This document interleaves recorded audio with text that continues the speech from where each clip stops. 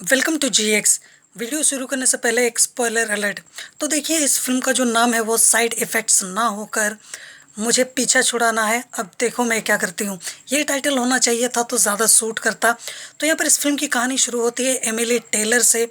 अब मैं आपको शुरुआत से सारी बातें समझाने की यहाँ पर कोशिश करूँगा। तो यहाँ पर एमिली टेलर का जो कैरेक्टर है वो अपने हस्बैंड मार्टिन टेलर के साथ बहुत ही ज़्यादा खुश और बहुत ही सुखमय ज़िंदगी बिता रही होती है। लेकिन सब कुछ एक बार में तहस नहस तब हो जाता है जब मार्टिन को पुलिस उठाकर लेकर जाती है और उसे 4-5 साल के लिए जेल हो जाती है। तो ये जो साल है उसके लिए काफ़ी दर्दनाक और काफ़ी बुरा गुजरता है। अब यहाँ पर होता क्या है कि उसकी ज़िंदगी में एक तरीके से दाग लग चुका होता है मार्टिन की वजह से, और इसी वजह से वो किसी भी तरीके से मार्टिन से पीछा छुड़ाना चाहती थी। और वो इसके लिए क्या क्या करती है वो मैं आपको बताता जाता हूँ। तो देखिए, यहाँ पर वो विक्टोरिया नाम की एक डॉक्टर से मिलने के लिए जाती है। उसके बाद वो उसे अपने हुस्न के जाल में किसी तरीके से फंसा लेती है। हो सकता है कि डॉक्टर विक्टोरिया जो है वो लेस्बियन हो और इसको एमिली को पहले से इस बात का पता हो, जिसके बाद वो उसके साथ सो जाती है और एक तरीके से उसका फ़ायदा उठाती है ताकि वो जान सके, उससे सीख सके कि डिप्रेशन में कैसे रहा जाता है, खुद को डिप्रेस्ड कैसे दिखाया जाए। मेंटली आप बीमार हो, आप मेंटली अनस्टेबल हो, इसको कैसे किया जाए, किस तरीके से लोगों को दिखाया जाए कि आप वाकई में मेंटली बीमार हो, आप अनस्टेबल हो, आप डिप्रेस्ड हो। ये सारी वो चीज़ें विक्टोरिया से सीखती है ताकि आने वाले वक्त में वो उसके काम आ सके और एक हथियार बन सके उसके लिए। और उसके बाद कुछ सालों बाद जब मार्टिन छूटकर वापस आता है तो यहाँ पर उसके लिए एक बड़ी मुसीबत ये हो जाती है कि वो किसी भी हाल में मार्टिन से पीछा छुड़ाना चाहती थी, चाहे उसे मारना ही क्यों ना पड़ जाए। अब वो इस चंगुल से किसी भी तरीके से बाहर निकलना चाहती थी और इसी वजह से वो दूसरे शहर जाने का फैसला करती है ताकि वो विक्टोरिया से भी दूर रहे और काम को आसानी से अंजाम भी दे सके। अब ऐसे में क्या होता है कि वो एक टारगेट सेट कर लेती है कि अब वो खुद को बीमार, डिप्रेस्ड और मेंटली अनस्टेबल दिखाएगी, और उसके लिए वो बहुत सारी हरकतें भी करती है, जैसे कि वो अपनी गाड़ी को दीवार से टकरा देती है या फिर ट्रेन में सुसाइड करने की वो कोशिश करती है ट्रेन के सामने जाकर। तो इस तरीके से कुछ करके वो खुद को अनस्टेबल साबित करने की कोशिश करती है ताकि कोई भी जो डॉक्टर है, साइकोलॉजिस्ट या फिर इस तरीके के जो स्पेशलिस्ट हैं वो उनसे जाकर कंसल्ट करे और वो उसे उस तरीके की दवाइयाँ दे ताकि वो उसका इस्तेमाल करके खुद को बचा सके।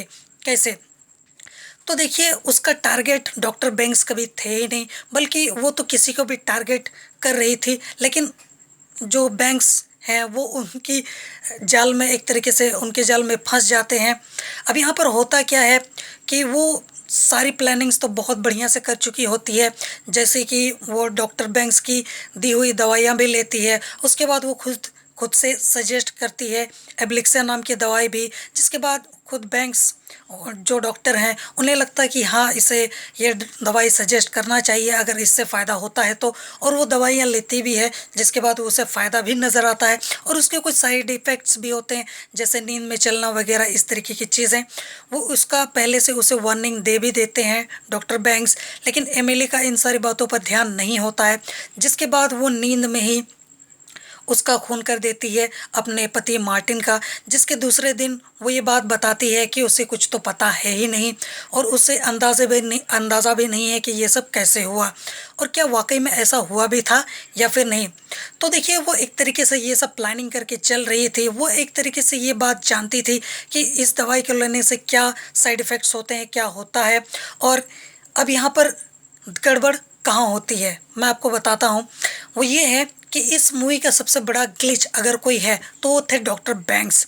देखिए, डॉक्टर बैंक्स की ज़िंदगी काफ़ी अच्छे से चल रही थी, लेकिन एमिली टेलर की वजह से उनकी ज़िंदगी जो है वो पूरी तरीके से बर्बाद हो जाती है, क्योंकि वो एक तरीके से फंस जाते हैं गलत दवाई देने और एक तरीके से इन सभी पछड़ों में फंस जाते हैं, जिसके बाद उनका बच्चा, सौतेला बेटा और इसके अलावा उसकी बीवी उसे छोड़कर चली जाती हैं, और इस वजह से वो बहुत ही ज़्यादा दुखी और परेशान हो जाता है, और यही बात उसके दिमाग में चोट कर जाती है और वो इन सभी बातों का एक तरीके से इन सारे झमेले की जड़ को उखाड़ फेंकने का सोचता है, और वो किसी भी तरीके से इस गुत्थी को सुलझाने का प्लान बनाता है, और एक तरीके से एमिली इसके झांसे में फंस जाती है। अब वो उसने जो जाल बुना था वो उसी के लपेटे में आती चली जाती है। तो यहाँ पर डॉक्टर बैंक्स उसके पास जाते हैं और किसी भी तरीके से पता लगाने की कोशिश करते हैं और वो पता लगा भी लेते हैं कि एमिली बिल्कुल झूठ बोल रही है और वो बीमार डिप्रेस्ड बिल्कुल भी कभी थी ही नहीं। उसने जानबूझकर मार्टिन का खून किया है और फिल्म में हमें दिखाया भी गया है कि किस तरीके से वो प्लानिंग बनाती है और जानबूझ के, जबकि वो नींद में थी भी नहीं, लेकिन फिर भी वो ऐसा दिखाने का नाटक करती है, दिखावा करती है और जानबूझकर अपने पति को मार भी देती है और वो सारे सबूत पुलिस के हवाले कर देता है डॉक्टर बैंक्स, जिसके बाद एमिली को गिरफ्तार कर लिया जाता है और सारी जो सच्चाई है और जो पर्दा है वो उठ जाता है और एमिली को जेल जाना पड़ जाता है। अब देखिए यहाँ पर जो एमिली है वो एक तरीके से डॉक्टर बैंक्स का इस्तेमाल इसलिए कर रही थी ताकि वो उसका फ़ायदा उठा सके। कैसे? देखिए, अब वो जो दवाई है उसके असर की वजह से उसने मार्टिन का खून किया, वो ये साबित करना चाहती थी। तो इससे ये होता कि वो कोर्ट में ये साबित कर देती कि ये सब वो अनजाने में हो गया था, उसकी वजह से भले ही उसने किया हो, लेकिन वो सब उस दवाई की वजह से है, उस दवाई के असर की वजह से। तो इससे ये हो जाता कि उसको छोड़ दिया जाता, वो आज़ाद हो जाती, क्योंकि उसने जानबूझ के तो किया नहीं, वो नींद में थी और उस वजह से उसे कुछ भी पता था ही नहीं और इसी वजह से जो कोर्ट है वो उसे आसानी से छोड़ भी देती। लेकिन यहाँ पर सच्चाई जो है वो खुल जाती है और वो फंस जाती है।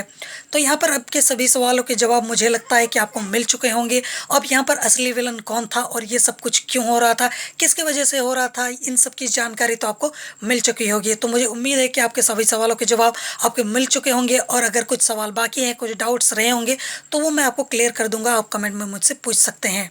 जोहार।